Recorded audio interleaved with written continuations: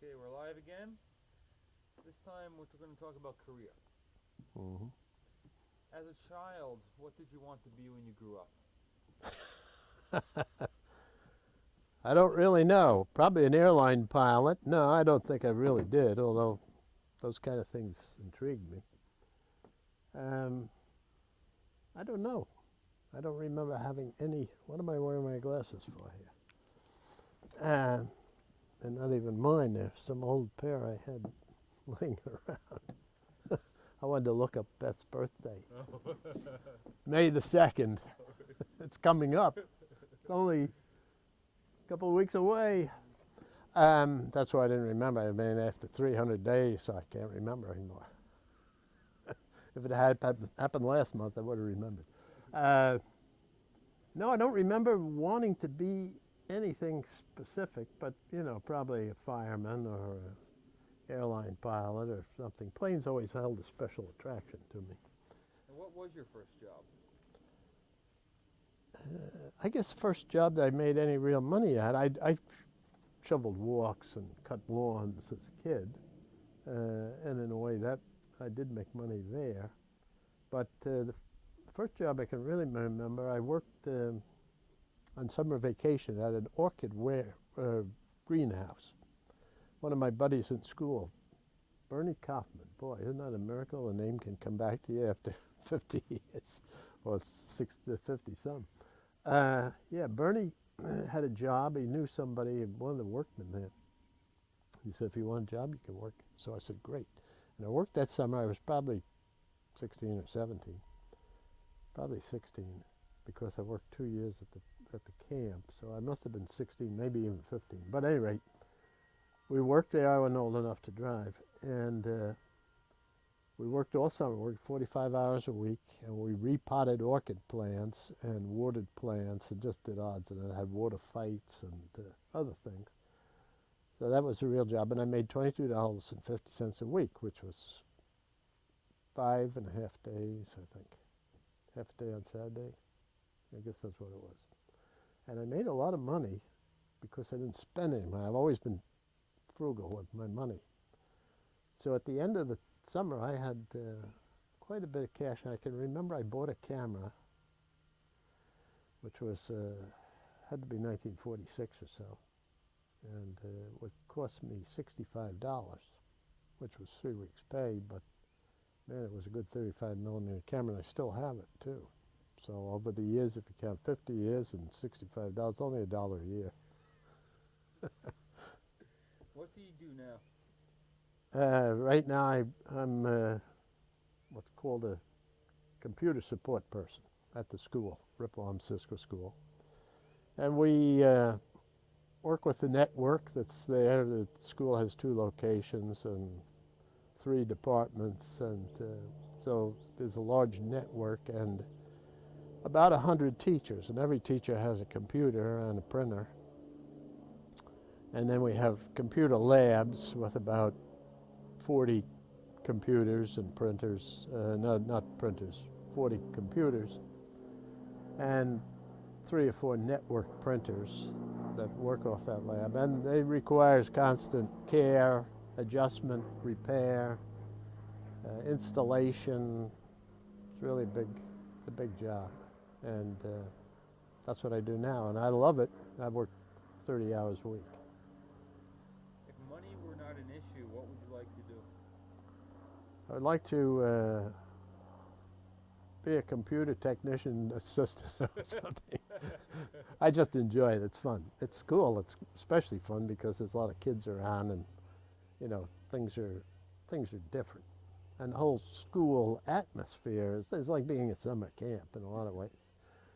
Nothing's taken too seriously, and there's free lunches, and vacation days are off, and when it snows, you don't have to go to work. It really is a joy. The pay is what I think is great, but for $1 an hour, it'd still be a wonderful job. What type of work did you do for the most of your life? I did to a great extent what my father did, and he got into that through his father. So when my grandfather came from Sweden, he came as a teenager, and he didn't know much, but the family had been in furniture, and so he was somewhat of a cabinet maker. And he got a job with an office furniture firm. I believe it was the Hale Desk Company. And as a cabinet maker, because all desks and chairs in those days, turn of the century, were wood. So wood was a big deal. I have his work toolbox downstairs and a few of his old tools in it.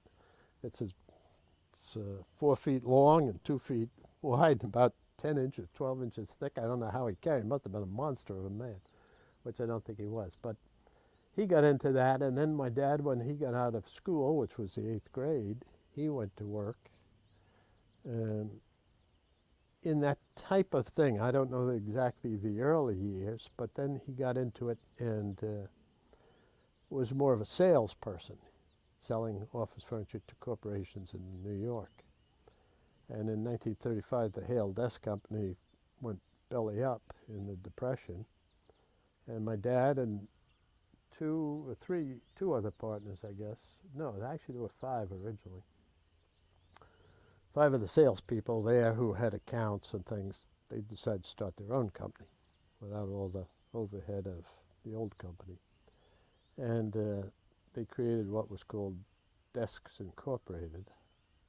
And he worked there, and I went to work soon after I was married, or maybe before I was married, I guess, and worked there for about 5 years, and he died with a heart attack. His brother Arthur, as I say, was also there and was in the process with 2 other partners of buying the business from these other 3 guys who had started it. 2 of the other originals had already faded away. And they sold office furniture corporations in Manhattan. And so I went there in my, probably started when I was 20 in the warehouse, and went up through sales and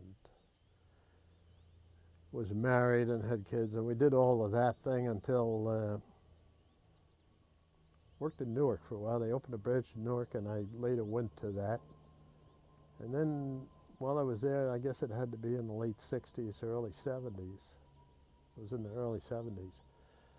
I wanted to buy more of the company. I had a little bit of, they kept a lot of the younger guys interested with some stock that we bought.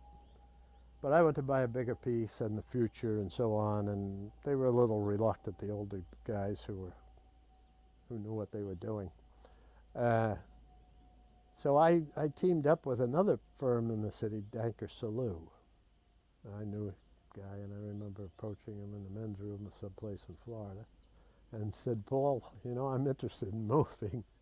And he said, well, I tell you what, I'll think about that, and when we get back to New York, well, let's talk about it. So I did buy a piece of the company in '72. And so I went to work with them. I spoke to my uncle about it. He said, go for it. It's your dream, do it. If I can be of help, give me a call. And I was there until 1989, when I got rid of my interest in the company, cashed it in, and it was time to move out. And I've had a couple of jobs since then, but they're really retirement jobs.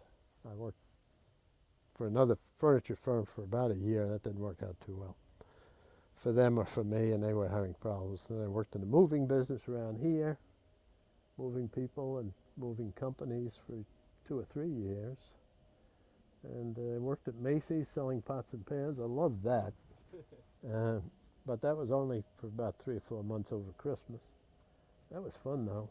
And then I got a job at the school where Marge worked, because they had a gal left who had computer experience, and they needed that, and they didn't have anybody to do the work. So I got a job there half-time doing that, which I'd had the hobby of the computer for about 15, 20 years. And so that moved me into my present executive status. Alright, we're live again. Alright, how would you describe yourself politically? Politically, Politically? I would say I'm an independent. I'm a registered Republican who generally votes for Democrats.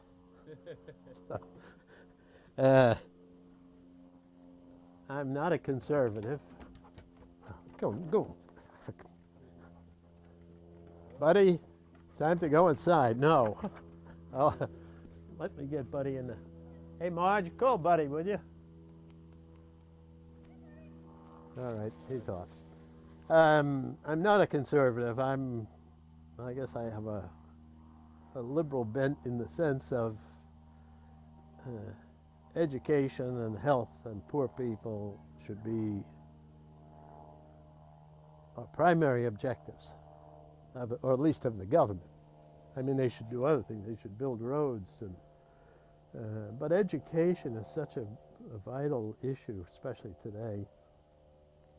And I think people who have bad health, or people who are desperately poor, for whatever reasons, need to be supported so that they can at least live a human existence. And I think our government does a fair job at that, but there's lots of room for improvement.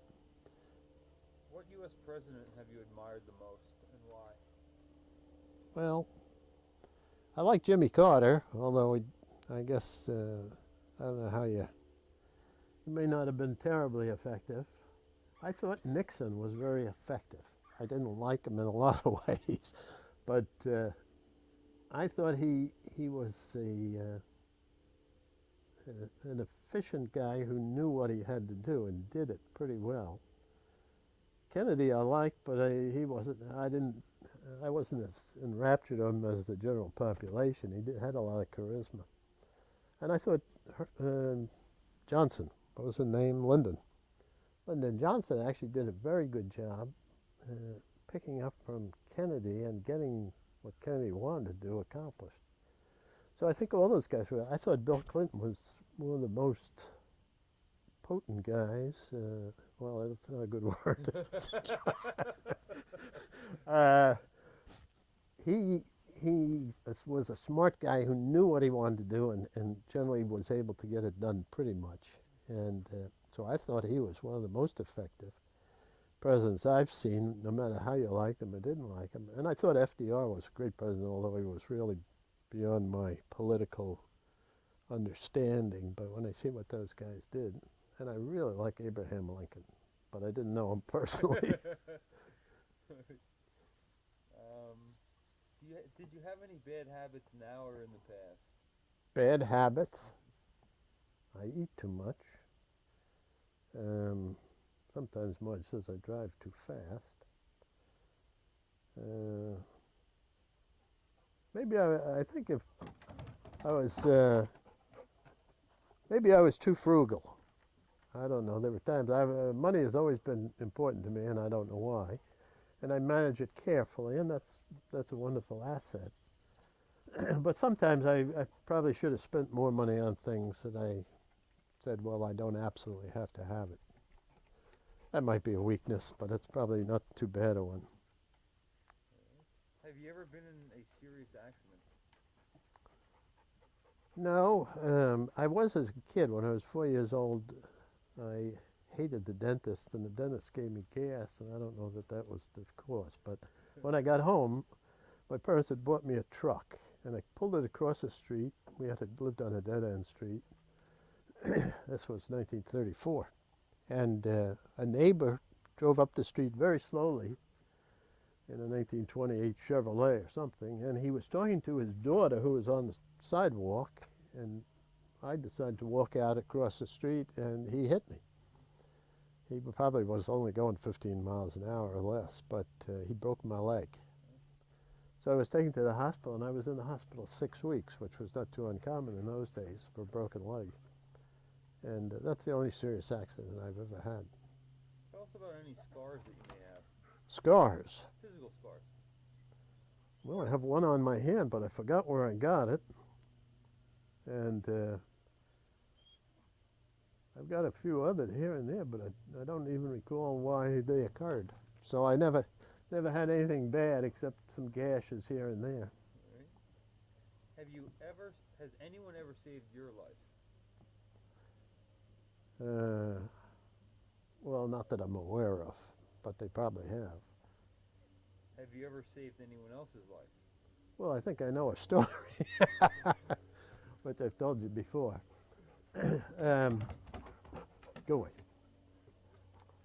When I was 15, I had taken a summer camp. I went to a camp in Maine at Ocean Park, and I had taken junior life saving. And we were up there either that summer or following summer, and I was probably 15, and a bunch of young people. We were out on the beach every day just hanging out. And I heard these cries for help. And there were two people out there. They were riptides occasionally that would kind of drag you out. And if you're not a great swimmer, you could easily get beyond your standing depth. So I heard these cries, and I ran down, and I leaped in the water, and I swam out, and I grabbed the woman, and I was able to do the I forgot what they call it, but fireman's carry or something, but in life saving, and I pulled her back. You have to get the person floating on their back more or less and drag them by swimming. And then I went back after the guy, and by that time I was really very tired, and he was delirious. Don't ask me. He said, let me drown, my wife is dead, and and he was going down and coming up and trying to get some air. And when I grabbed hold of him, I just couldn't maneuver him because he was a decent-sized guy, and I was tired, and we were in water over our head. And I didn't know how I was going to move him because you literally have to float him up on top, and he wasn't at all cooperative, and I was really exhausted. So I did discover that while it was over my head, it was probably only 7 feet or so, and I was able to go down underwater, grab his hand, go down underwater, and then jump off diagonally, push off the sand bottom diagonally towards shore, which gave me enough emphasis or oomph to pull them in 2 or 3 feet. And then I go down again and pull them in 2 or 3 feet, and pretty soon I was in 6 feet of water, and then I was in 5 feet of water, and I could put my head above and breathe, and I did get them in, and they were very appreciative and wrote me a very nice letter, and which I have somewhere in my archives. And my name was in the New York Times, where my grandmother, who thought I was the greatest person on earth since Jesus Christ came anyway, she just loved me. She had 2 sons. One died, and I was the joy of her life. And she gave the interview to the New York Times. So it told how I tinkered with radios, and I rode my bike, and Oh, you still have that article?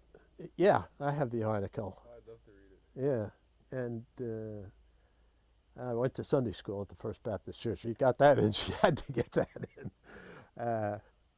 And I also got a bronze medal from some group that features those things. I think maybe that's why the New York Times ran the article.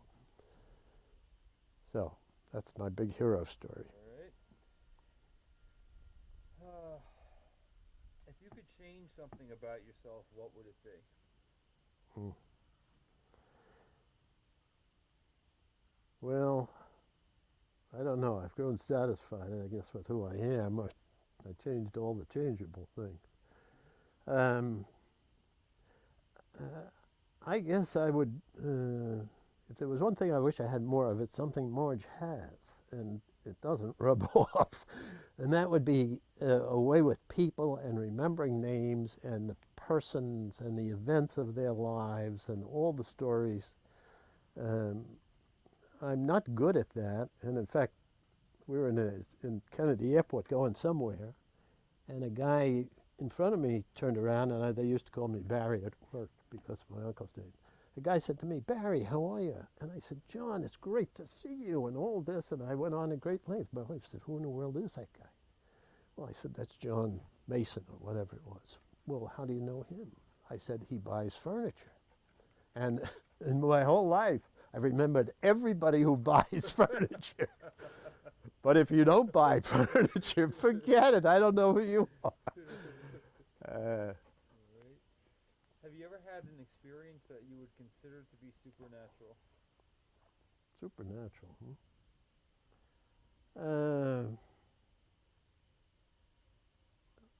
only in an indirect way, but I do believe in supernatural, and I don't know if I believe in events that occur uh, but I think there have been times where I have felt just so close to God that it's not an ordinary experience. I don't know how to explain that except that way, and that God and I are buddies, and I have a sense of His presence with me, even in disaster. You know, even though He's not making things right, which is usually the case. Uh, but I know He's there, and I guess it's the great comfort of knowing He's there. And it's, you know, it's like when you're dying with a bad liver and somebody of yours comes. It's wonderful to have Him there, even though He doesn't change the event. And I think that's as close as really supernatural I would like to admit to. Now that's a good segue for you want to describe your religious beliefs. Well, essentially, Christianity is but I don't even like that term because that's, you know, Christianity means so many things to so many people. Or born again, even worse term. I'm a company president. I worked for a company after I left, sold my interest in the other company. The president came up to me and he said, "You're one of those born again Christians." And I didn't know what to say. I didn't want to say, "No, I'm not." I didn't want to say, "Yes, I am." And I don't know what I said. I just fumbled around because that it has a connotation to people that I don't care for. So what I usually say is, I'm a follower of Jesus Christ. Uh, that leaves them probably just as puzzled.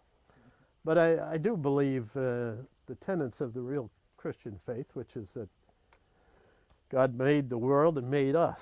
I don't know that He did it in 7 days, but He did it, and that Jesus Christ was born as a baby, as we celebrated Christmas time, and He grew up, and in a way I can't understand, is truly God, and yet He's completely man too, and that's beyond.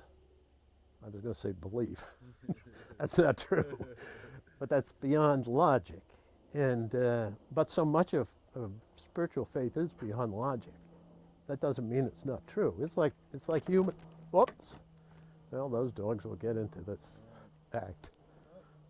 Um, Buddy, I wish you would go inside. Yeah.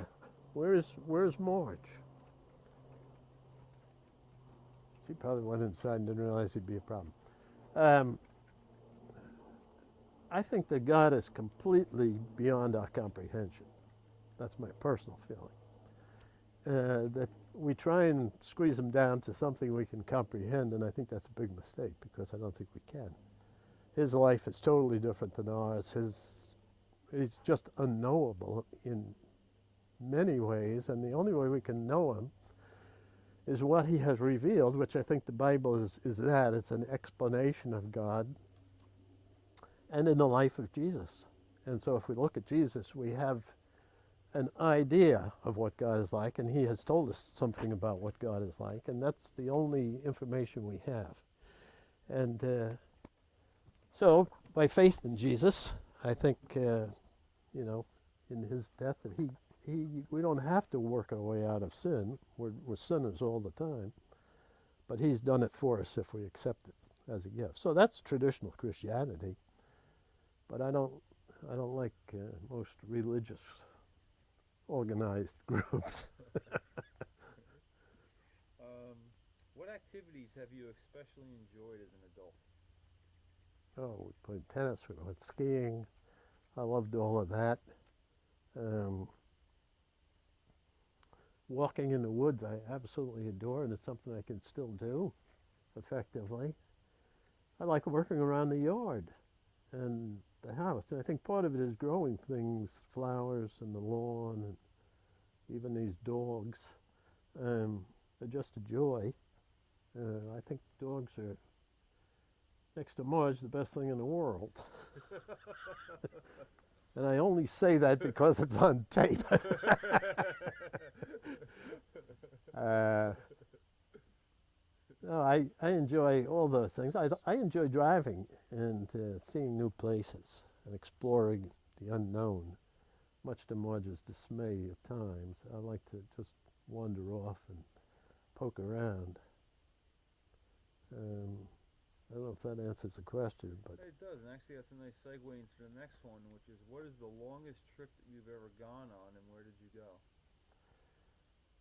well, the longest trip, I mean, courtesy of the Army, I went to Germany. That's pretty far. And Marge and I last year went to Norway and Sweden, and that's 8,000 miles, which is probably the furthest I've traveled. Well, I went to Africa too, about 25 years ago, and I guess that is the furthest. Um, that had to be 12,000 miles, which is halfway around the world. And that was, in some ways, quite unusual. I went with a medical missionary, a doctor, and we went through South Africa in the days before uh, black could vote and all that. We went to Zambia, which had recently had black rule, and we went to Zimbabwe, which was the old Rhodesia. And we had a great trip. I saw a lot of things, and I took a lot of movies, which I have. How long were you there? 2 weeks. And because he was a missionary, he knew his way around. He knew people there, so it wasn't like you were on a tour. And we lived with missionaries generally who were pretty close to the ground, and nothing fancy. And we met a lot of Africans, black Africans. And we're on a friendly basis, even in South Africa where there was a lot of racial tension. These people took us as part of the missionary effort, and they knew what these missionaries were like. And the missionaries that I was associated with were strongly for black political strength.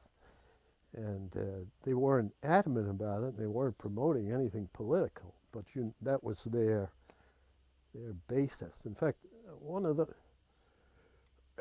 most dramatic moments, and I guess spiritually, was in Africa, where my buddy, because of his contacts, he took us.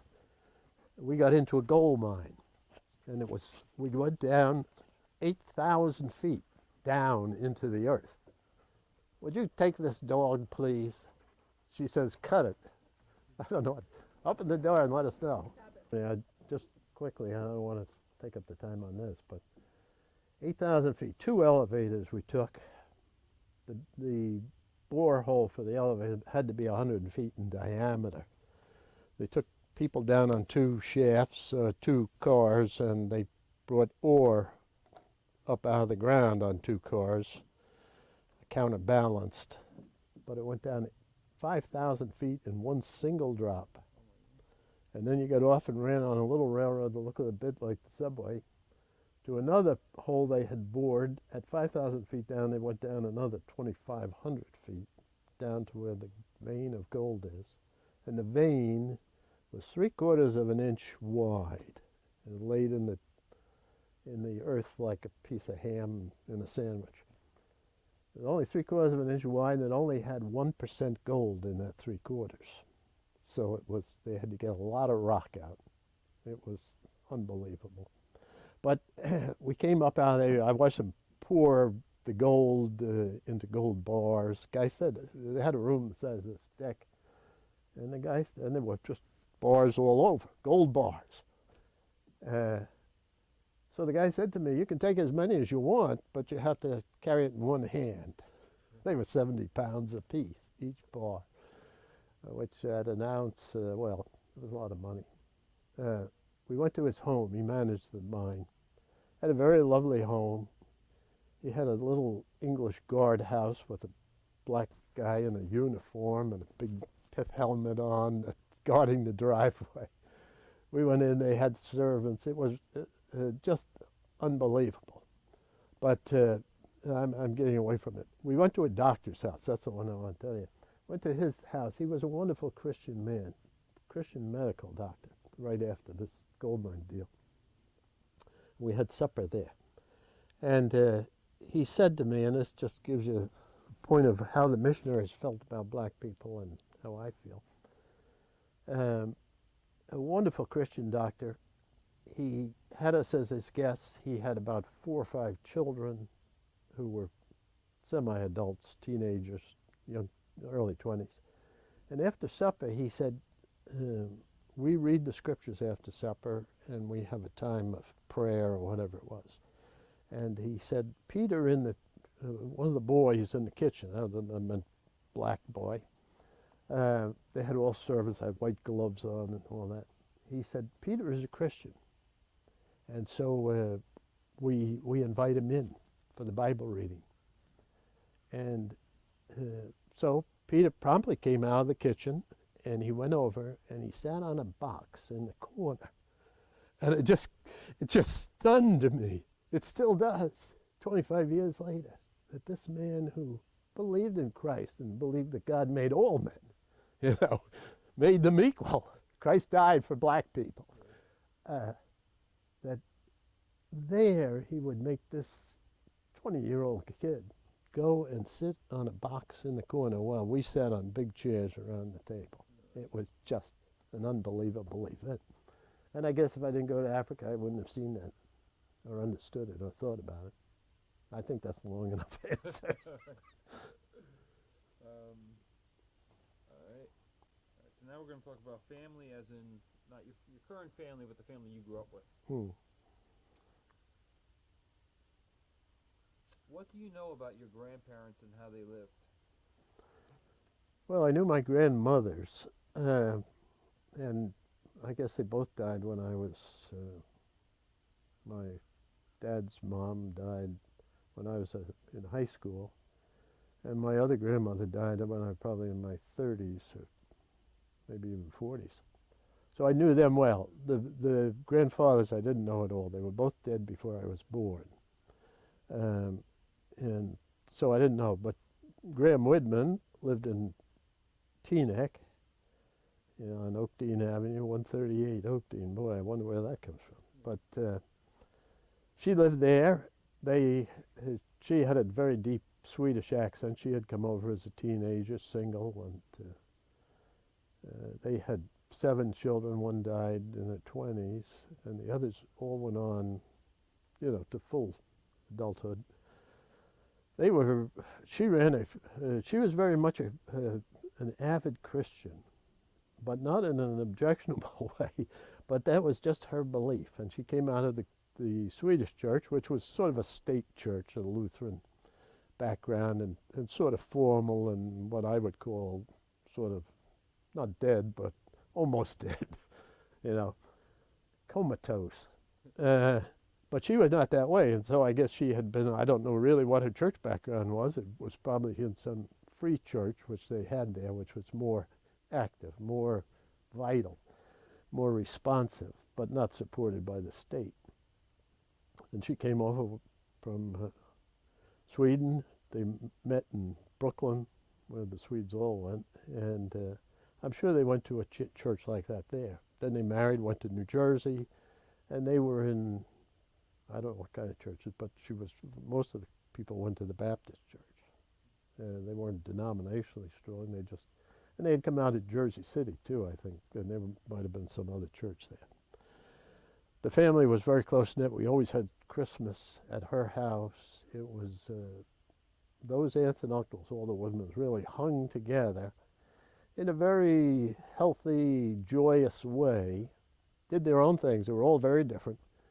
But, and there was one Uncle Carl, the eldest son, had had a nervous breakdown, I guess. He had been very wealthy in the pre-Depression and then lost all his money in the Depression. And, but they put up with him, and he smoked and drank, which everybody frowned on and used bad language. And but they never forgot him, and they were always over at his house at Christmas time. They went visiting. Now the other family was my grandmother I told you about before, but she had come over. She didn't have an independent family at the time I knew her. She raised her kids. They became adults. She came to live with us. they too always stayed in touch, and there was a lot of closeness there. And their children I still, am active with or in touch with, even though they're spread all over. So that was their families. It was a wonderful family structure in that they enjoyed each other, they had a responsibility for each other, and they celebrated life at Christmas and Thanksgiving and picnics and the usual things that mean stuff, birthday parties, that means something to everybody. Now, speaking of your mother and father, how are your mother and father different? Not from your grandparents, but from each other. Well, my mother was very quiet, a little artistic, but very peaceable, quiet, easygoing person. My father was more, he wasn't uptight. He was a fun-loving guy. He liked people. He was generous. Um, but he also could get a little up tense. And we used to laugh. The kids always laugh at their parents. He would not find things, and he would shout, "My pen! My pen! Where's my pen? Someone took my pen. It's not here. Where is my pen?" That was the way he reacted oftentimes. So we, of course, made a lot of fun of him and occasionally hid things of his so that he would have an opportunity. But he was one of the most generous people I have ever known. He was generous with friends. He was generous with customers, with people at work. If there was anybody who needed something, he would try and see that they got it, and he would try and hide the fact that he had been able to do this. He didn't want any credit. He didn't even want to be known. And there were many times it bothered me as a kid, because he would say to people, maybe they were a pastor or somebody who needed a bed and they didn't have enough money to buy a bed for the child, and so this was a need. And he would go often, and I was there, silent, but there as a kid. And he would say, I was through our warehouse just the other day, and we have a bed that was going to sent to the Statler Hotel, but somehow they had not built enough room, so they converted one of the rooms into a pantry, and so this bed is left over, and they don't want it. Would you be interested in it? And of course, the people said, "God has answered our prayers," which was probably true. But I used to say to myself, now my dad is lying to these people, and you shouldn't be lying to people. So I saw the terrible choice of being completely honest or saving these people's face, not having them feel obligated to this guy. That's the kind of person he was. So I have to admire it, although I never, he sometimes, well, all the Widmans did this. They sometimes, what was I said about my aunt? Wouldn't let truth get in the way of a good story? That's right. They wouldn't let truth get in the way of a good story. My dad would say, "There's a plane going over now." I was a kid. Look at that. Look at that, son. He used to call me Buddy. "Look at that, Buddy. That's the mail plane." I said, "Yeah? How do you know it's the mail plane? I mean, it's so far up. Neither of us can tell what it is. It's a plane." But he always did that. He had explanations for questions I hadn't asked rather. So, well, that was my dad. My mother was very calm, very loving, a little artistic, played the piano, did paintings and whatnot. Totally different. And once in a while she'd get very frustrated, and once in a while she would throw something at my father, so she had a temper buried deeply. All right. Okay, I'm going to ask you some reflective questions. Describe a time and place where you remember feeling truly at peace and happy to be alive. Well, let's see. What is today? April the 10th. I feel very happy and peaceful and glad to be alive right at this very moment. There you go. Is there anything that you have always wanted to do but haven't? Oh, there's 1,000 things I wanted to do. I would still like to fly a plane. I had one lesson 40 years ago. Yeah, I would like to go to every spot on the globe, and but most of that stuff is out of reach, or maybe I don't want to expend the energy or the money to do all of that. Is there anything I'm dying to do? I don't think there really is. We've been, fortunately, we're at the perfect point of life. It's too bad you have to die when you get to this point. But the fact is, Marge and I have more money than we need. You know, we have a great house that I like. I have my dog, who's perfect. And we're able to go places and have gone to a lot of places I would like to see. And there's a lot more places, but you know, if I went out every week, I'd never see every place. And so the place I'd really like to see, I don't have any unfulfilled wishes, you know.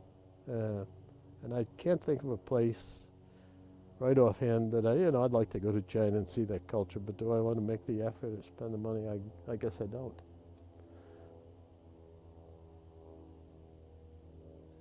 Describe any of your favorite memories with your family. Well, I have one. The only thing that surfaces instantly is I remember Christmas when I was dying to get a train set. You know what boys and trains are. And this was in the 40s. Lionel made trains. I probably had some sort of toy of that kind, but I didn't have electric trains. And so I had pleaded with my parents and gone through this whole deal. And my dad usually was a sucker anyway. He would give you pretty much what you wanted if it wasn't too dangerous, even if it was shooting a .22 rifle. But I wanted trains badly.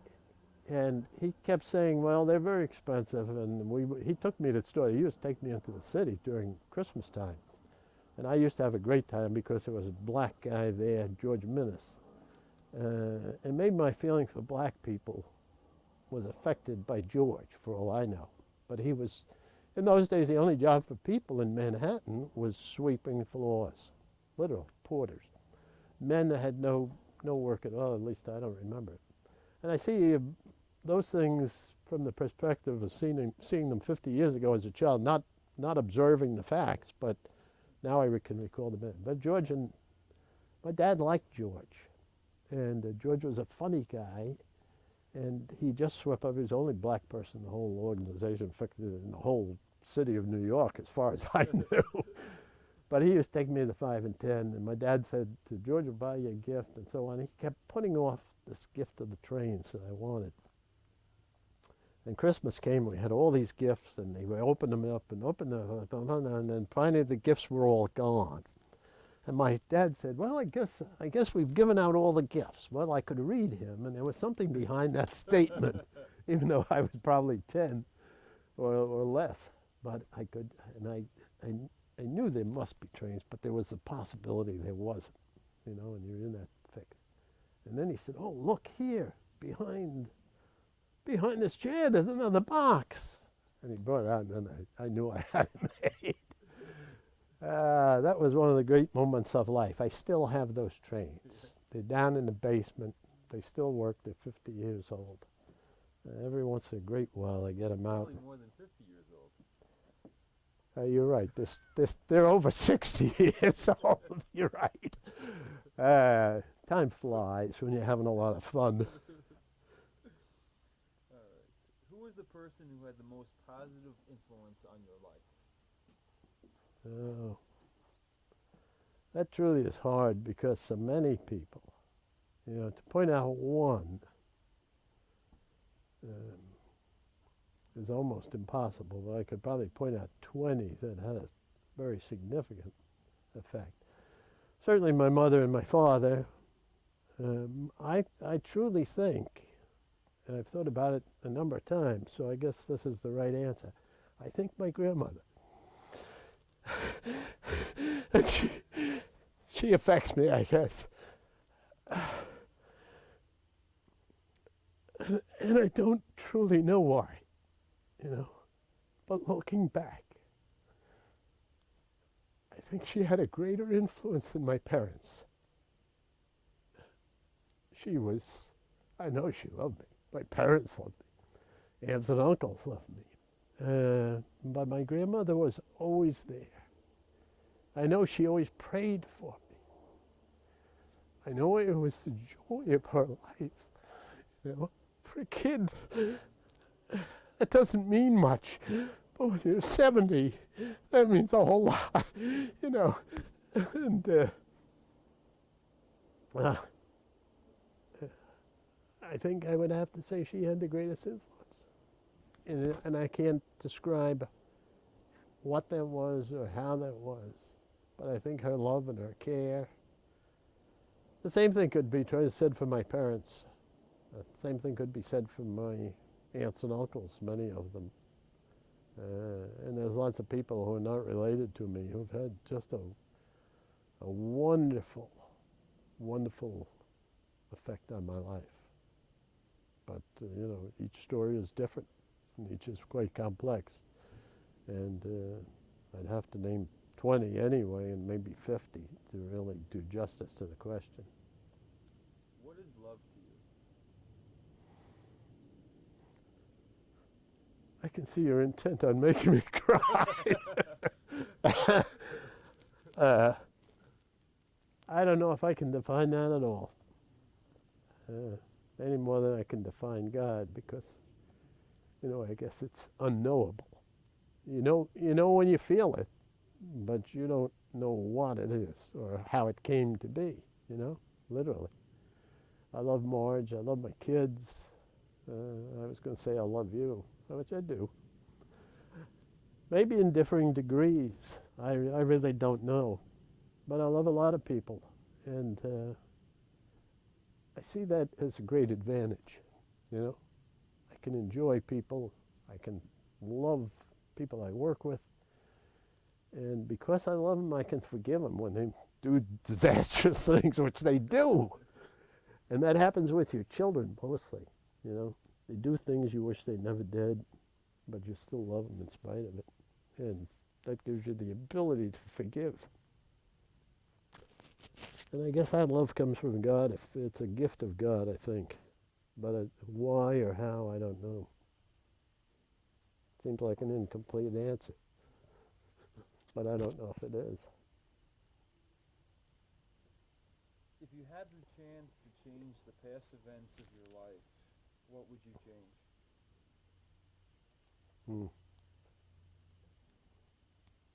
I don't know. You know, there were plenty of things I suppose I wished didn't happen. But if it didn't happen, life wouldn't be. I wouldn't be here at this moment this way. Uh, so I have to say, I don't know that I want to change anything. I think life comes to us, and disasters come to us. There have been times when I've lost a lot of money, and I was sorry to see it go. But, you know, do you say, well, I wish that didn't happen? I don't think so. I think, you know, effort and pain and a lot of other things sometimes make us stronger and make us richer in a lot of experience. The Army was a thing that was probably a good example, because Marge and I were just married about a year. We had bought a house 6 months. That itself is a story. And I was drafted, and the Army was the last thing I wanted. I had just started work. I didn't want to go into the Army, but the war was on. I was drafted, and we went.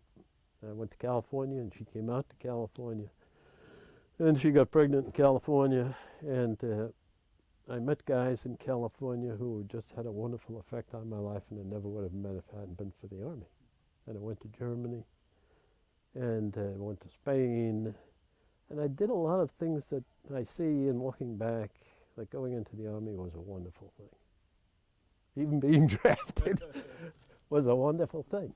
And would I change it?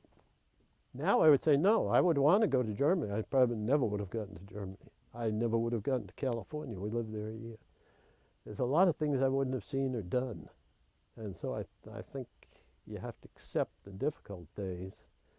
Unfortunately, I don't think we've had any disasters that were, you know, non-recoverable.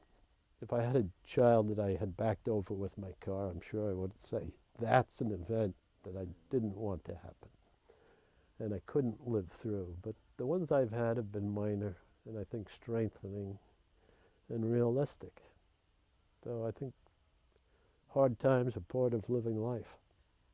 And this is a similar question, but let me read it. Thinking of your life as a timeline, what were the major crossroads or things that changed your life and made you who you are today? Hmm. Not that you just talked about something like the Army and so on, but other. Yeah, I think there were some major events, um, and some that were unplanned, like going to the Baptist church where I met Marge, a major event, although I didn't recognize. But I don't know that. I think one thing was going to Wheaton College.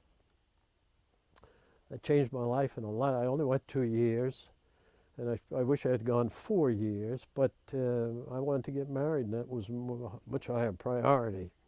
And it was a better choice, or at least it was a good choice. I could have gone the 4 years and been married. I wish my parents had stepped forward and said, "Look, you two ought to be married.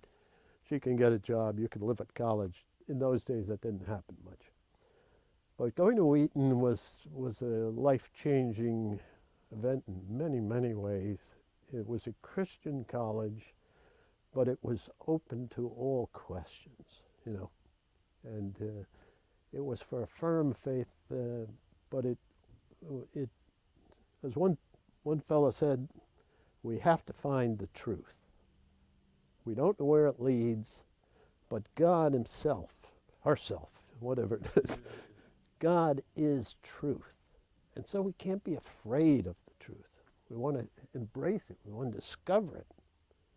That wasn't you, was it? It was some bird out there. And so that was a life-changing event. The Army was a life-changing event. Having children was very much a life-changing event. And changing jobs was a life-changing event. Each job was very different, had all kinds of challenges and led us in different directions. And even moving here, I don't know that was really as life-changing though. It's a nice place. It was a big event in our life. But I think those primary things that probably the ones. Just two more. Is there anything that you would like to talk about that I haven't asked? I can't imagine. Right. The only question I might have is, when is this going to be over? One more question. Okay. Is there any message that you would like to say to your family in closing? Goodbye. No. I don't know. I love my family. That's hard to describe. Everybody says it. And it can't logically be defined. I think it has to be felt. I think as I've grown older, I've gained some wisdom in that area. That I used to be geared to the facts and information. That was everything. If it was about planes, I wanted to know what held them up there. What are the laws of physics? If it was business, how much money does people want to spend, and how can we get this accomplished? So all my life's been about facts and details, but through a great problem my son had, I came to realize that I have human feelings inside me. And that was absolutely a revelation. In fact, that's one of the great events of life that I should have mentioned, I guess. And I found that I had feelings inside, often of fear that I wasn't recognizing. I was trying to determine how we could stop or move or do these things. And it made me a lot more human to look inside and recognize my emotions, which I never had done. And I find it very rich and very profitable. And part of it is aging. I guess you see life from another perspective. But I called a guy on the telephone today, a good friend of mine. I haven't seen him in months. He said, "Let's get together for coffee Thursday." I said, "Terrific." And we set a date. Now, years ago, I wouldn't have done that. And I know that when I see him, we'll both we're going down to Borders, the bookstore, and we'll both put our arms around each other and embrace. Years ago, that was unthinkable. But in a real way, I love that man, and I love hundreds of other people, and I've learned I can express that love. You know, I can put my arms around and kiss a gal on the cheek, and say, I want to reach out and I want to touch you. I don't want to be 2 feet away from you. And I think that's been the joy of being older, either having the freedom to do it because I'm not dangerous in any other way, but it is absolutely a joy. And I can take the time and say the problems of life, the shortcomings of these people aren't all that important. I can love them the way they are, even if they make my hair stand up once in a while. And I think that's terrific. I'm happy. I'm ready to go, as a matter of fact. My only wish is that it not be long and drawn out and ugly. But I really am at peace with myself and the world, and I'd like, not everything's the way I want it, but I recognize that it never will be. So I don't know if that answers the question. Yep. All right. Good enough.